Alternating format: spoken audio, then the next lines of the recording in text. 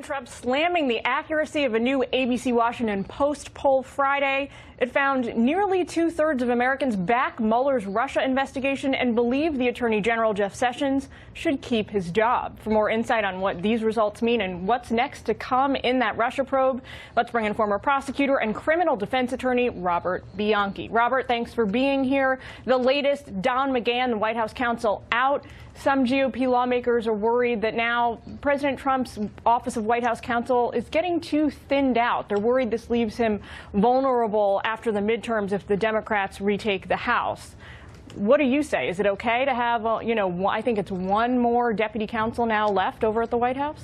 You know, Jillian, I led a prosecutorial agency for 6 years, and one of the hallmarks, and I believe the right one, is to try to get the most talented people, even if they disagree with your opinion, in order to have institutional knowledge and to give you proper advice. So with the removal of McGahn, you are weakening the ability to be able to give the proper advice that ultimately the president is going to accept or not accept. So you want to get more talent. You want him to get more voices in the room. He is in a bare bones scenario, and he is going to be in for a fight for his life because these storm clouds are looming all over the place with respect to this investigation, and a sobering and steady voice is going to be very, very important. So, Robert, it sounds like you're saying it's not just the numbers, how many lawyers are around the president. It's what their point of views are, what their perspective on the law at hand is.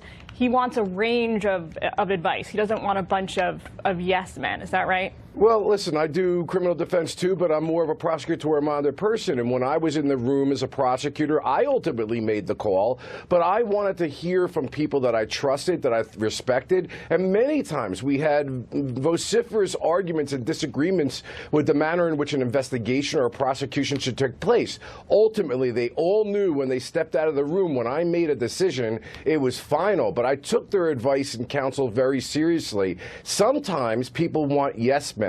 They want confirmation bias. They want people to agree with what their personal viewpoint is, and that can be very dangerous. For example, it would be wise for the president, and just out of all due respect, to stop continuing to tweet the things he is, because it's building a more and more nefarious scenario for him, potential obstruction issues all over the place, and I'm sure his lawyers are telling him to keep quiet. Hey, that's his decision after he gets competent advice, but you don't want those lawyers who disagree with that approach just to be removed because they don't agree with how you decide to go about things. Sure. I think the American people probably want the president to get what he needs, not necessarily what he wants at any given moment in time. Not just President Trump, any American president. Here's the president on Thursday at a rally. He starts talking about the threats to get involved if things don't go the way he wants them to go. Take a listen. I want to get your reaction. People are angry.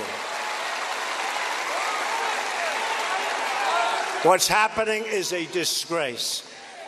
And at some point, I wanted to stay out, but at some point, if it doesn't straighten out properly, I want them to do their job.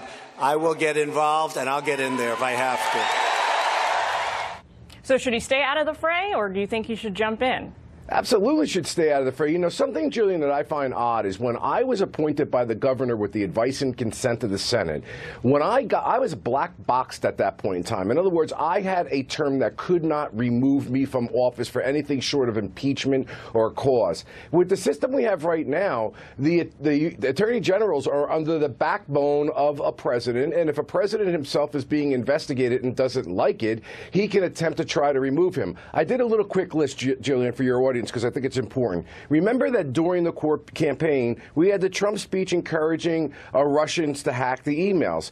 We had the constant adulation of Putin. We had the RNC Ukraine platform as the only thing changed. We have Papadopoulos, we now know. Australian officials are telling us, hey, he's trying to reach out with respect to compromising information on Clinton. We had the Trump Tower meeting. Then after the election, what do we have? We have the Comey firing, the Lester Holt interview, the White House meeting with Kislyak where he said he was fired because of the Russian investigation, attacks on Sessions, attacks on Rosenstein, attacks on Mueller, attacks on Wray, many of whom he appointed, pressuring Congress, calling for a Hillary Clinton investigation. Robert, I want to stop you right there. I'm sorry. We've got a hard wrap coming up in a second. It sounds like you're saying the president has already put a toe in the water, so it's not so much anymore left to, if he's going to get involved, as whether he's going to actually insert himself into the process. Robert Bianchi, thanks so much for joining us.